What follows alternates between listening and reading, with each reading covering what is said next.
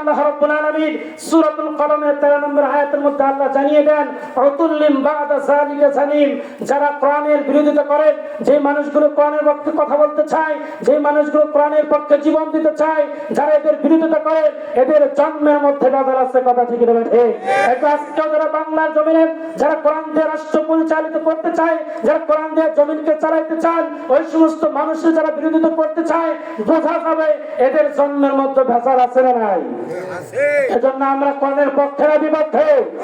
মুসলমান তো হাত উঁচু করে একবার দেখান, লিল্লাহি তাকবীর, আল্লাহু আকবার, আল কোরআনের আলো ঘরে ঘরে যাও, আল হাদিসের আলো ঘরে ঘরে যাও, কোরআন ছাড়া অন্য কিছু মদিনা মানবো না, লিল্লাহি তাকবীর, হাত নামান।